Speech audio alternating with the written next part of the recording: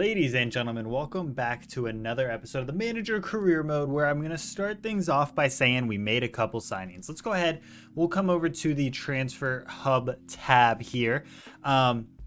If we look at our sent offers, these are the ones that have gone through in this window. Let me make sure. Well, I guess I could sort by date, yeah? I could sort by date. We come down here. So we signed Facundo Medina, a center back / left back, Argentine, 24 years old, 77 rated, good amount of potential. He's he's quick. He doesn't have great acceleration, but his sprint speed's really good. Same with Godfrey, English, 26 rated, 78 overall, or 26 years old, sorry, 78 overall. 71 rated center back for the future. He's 21 right now. Definitely looks like he has tons of potential. Again, another player that's very quick for a center back, and definitely like how he looks to build up. So he's just a prospect for the future that we went ahead and signed. I saw a comment that said go sign Niambi, so we got Niambi. He actually wasn't at the club you guys said he would be at, but he was in Spain. So he moved clubs once before, but we ended up bringing him in. 79 rated, right back from Namibia. Sure, let's go with that. And then you guys already know these are the guys that we had already signed, either from free agency or from the last window. Currently, we have 16.49 million left with a 34K wage budget, so not a lot of money, obviously. Now, we did reject some offers, as you guys see. And no, I did not reject an offer for 167 million. I asked for 167 million. Manchester United wanted to give me 101 million, which was tempting, no lie, because obviously there's a lot you could do with that. But Sule is an absolute beast.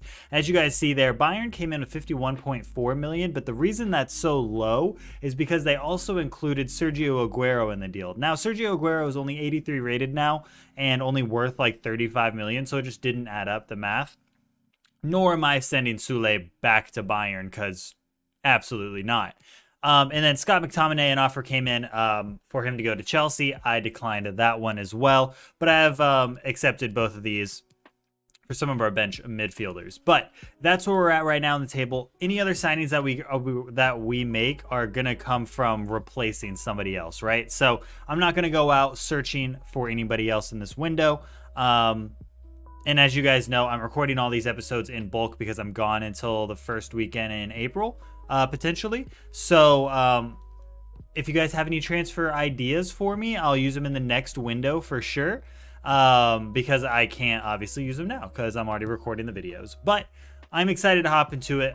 These are the last two Manager Career Mode videos I'm recording today for my trip, and then when we get back, it'll be back to the normal recording the day before the video goes live type deal. But let's hop into our first game of the second half of the season. We're going with our second team, so our new signings actually get on the pitch right away. We've still been training during the winter break, trying to maintain fitness and things like that to make sure that we don't lose a step with this team. We made that mistake with Salzburg a couple seasons ago and don't want to do that again. But I'm excited to get in with this squad and hopefully win some games here. I just realized Nkuku's in this team. Why? He's not supposed to be.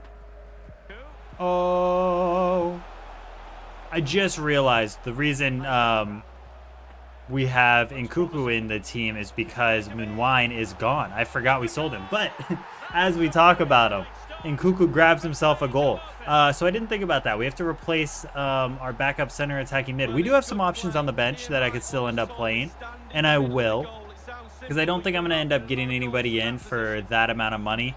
I might be able to go snipe somebody from the MLS or like Argentine League or something, maybe even like Brazil. I'll take a look around after this game and see if we can bring in a backup center attacking mid. Oh no, oh no. Get that ball, guys. No! We're down. We are not down. Sorry, it's back to 1-1. That was actually really good defense, or really good attacking by them. Again, we have to adjust to the play styles of our new defenders and stuff like that, making sure we know where they are. I'm still kind of not sold on Barreca. I'm going to be honest with you. It's very possible that he leaves and I bring in another left back possibly. His contract is actually going to end soon anyways, because we only signed him to a 1 year whenever we got him off the free agency. So I might bring in another left back. I'm not sure. Because Barreca's play style just doesn't really work out for me. Oh, Lookman, take that shot. Let's go, baby. 2-1 as we're talking. Let's get it. 2-1. Ah, I love playing with this team. I really, really do. I love playing with this team. Big man Lookman. Oh, beautiful ball. Take that shot. Rafael Lau back at it again. Makes it 3-1 at the half. This has been a really, really fun team to play with. I will say, and I said this in a previous episode, I'm still thinking about selling Thiago Almada because of how much he's worth. Even though I know he's obviously going to turn into an absolute beast, and me giving him to somebody else might hurt me in the long run. But he's so expensive, and I'm really, really enjoying playing with Justin Kluivert because he's not somebody that I've typically ever played with in a career mode, that I want to start him, and it's kind of a waste for me to have somebody that's worth, you know, 50 million, 70 million, whatever it is, on the bench and used in the second team when I could sign somebody for cheaper and use that money at like center attacking mid or whatever it may be, maybe even a couple players, you know what I mean? So a deal hasn't come through yet, but if one does, I'm more inclined to take it, but I'm not sure if a deal will come through. I could try to maybe include him on a player swap, but then I kind of am just going to end up spending that same money, I guess maybe on like a cam, like I said, but I don't know. We'll see. Oh, what a through ball. I see Thiago Almada. I should have taken the touch. I know how bad his volleys are, and I just cannot be trying to shoot that dude. You put the slightest power into that shot, and Thiago Almada swings his absolute steel-toe boot through it, trying to break the ball, man. Oh, nice header from the corner. I knew they were going there too, and I just couldn't find the right player to stop it. Lookman just a little too short. 3-2. The win still seems relatively comfortable, but it did just get a little bit tighter with that. All right, we're at the end of the 90. That should be the game, unless the ref doesn't blow it, but he does. We get the win. It was a little bit tighter than we wanted it to be, but again, it is our second team, so it's not like we're fully expecting them to just absolutely demolish the league. It's still a tight league. This is actually a really good squad. I think Iheanacho's new. I don't think he was on the team last time we played against Freiburg. But beautiful little win there. We're on 46 points. We have a game in hand. Or sorry, Bayern has a game in hand on us, so we're not at quite of a 7-point lead just yet. They do end up winning their game, so as good as it was, that's obviously not our absolute best. I'm going to go ahead and check for, what was I going to do? Oh yeah, center attacking mid, possibly. A possible center attacking mid. Possibly look at moving, what's his name that I just forgot? Almada. And then potentially another midfielder. Let me see. Give me 2 seconds. Obviously, you guys aren't going to see all this, but let me go ahead and check it out real quick. All right, we haven't made any signings yet, but we are going to hop into the second game of the episode. Let's go with our full starting lineup here. I will say that, funny enough, Salzburg actually just came in for Nkunku for 96 million, and I was negotiating the deal just to see how much more I could get out of them, and I was looking at player swaps and stuff. They've sold almost the entire team that I built there for a lot of money, obviously, because I mean they came in with 95 million. They need to focus more on their defense because they only have like 2 defenders left. They've sold Miles and so many other players. They sold Zach Steffen. It's actually crazy. They sold Hee-chan. I mean, so many players are gone from Salzburg. It's insane. They literally just got raided, which, I mean, makes sense. Anytime a team like that makes it to the top of the Champions League, a lot of other teams start paying attention. But it's just crazy, man. Absolutely crazy. But let's go ahead and hop into the second game of the episode. Like I said, we got Kluivert out wide, Ikone on the other side, Sanchez, Nkunku, McTominay down the middle, Sule and Hernandez still in defense, Pickford in goal, Pavard and Zamikas on the left, and Jonathan David up top, if I didn't say that already. But let's hop into the match, get this win, and see if there's any other transfers to end out this episode. Oh, look at that through ball if Jonathan David gets there, and he does. The finish, another huge save from the keeper for Stuttgart. Absolute beast of a man. Corner in, keeper comes out.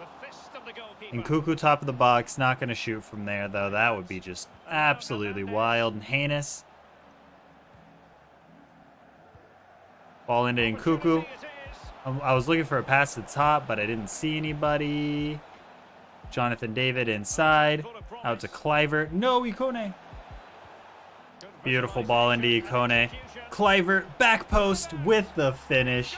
And that's the difference right there between somebody like Kluivert and Thiago Almada. And mind you, Thiago Almada is the higher rated player, but Kluivert, it just hits stuff, man. Justin Kluivert is just an absolute beast. I'm a really big fan of him right now. I'm going to be entirely honest with you. Again, I'm not going to throw Thiago Almada on the transfer list or anything, because if we keep him, we keep him. The money's already been spent, you know what I mean?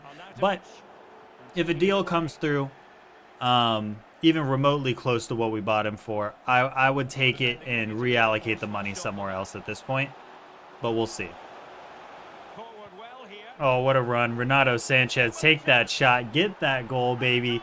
You love to see it. I actually meant the pass to be a 1-2 back to Jonathan David, but the run was so good from Renato Sanchez. Just blast past this defender because he takes one step too far. Look how big that gap is, man. It's just too easy.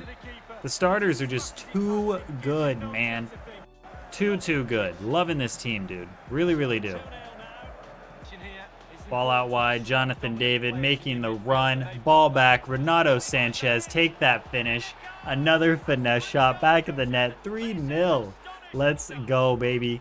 Beautiful counterattack. Stuttgart's already starting to push up way too much. Leaving gaps in the back. Letting us run free.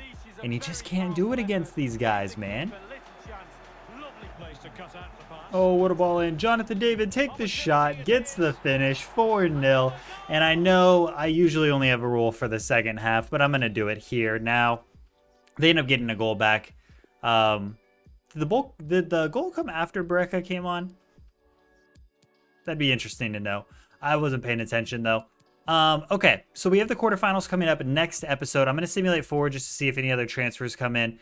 An offer for Lucas Hernandez comes in. They want to swap a CDM who's 85 rated, Sander Berge, who I actually don't know a ton about, but I don't really need a CDM because I already have their old CDM. And that still really doesn't add up. 1.25 million plus a player to equal my $83 million center back that can play left back as well. I'm gonna have to pass on that one. United? I'm gonna have to pass on that one. I'm gonna be honest with you. All right. Let's see. Any other deals come through? The Crow deal goes through. So we get a little bit of money. But now we're sitting at 20 million. So not a ton. Next episode, we'll pick up with Hertha Berlin match in the Cup. See if we can keep fighting. And in our journey for the treble, ideally, is how we're going to end this season. But let's go ahead, end out the episode, and we'll continue. Hopefully, oh yeah, this is the end of the window. Next episode will be the end of the window. Okay, cool. So whatever deals are going to happen, we'll know next episode. And then that's actually the perfect way to end this little recording session I've been on. But if you guys did enjoy, make sure you like, comment, and subscribe. And until the next one, I'll see you guys later. Peace. Is it my fault?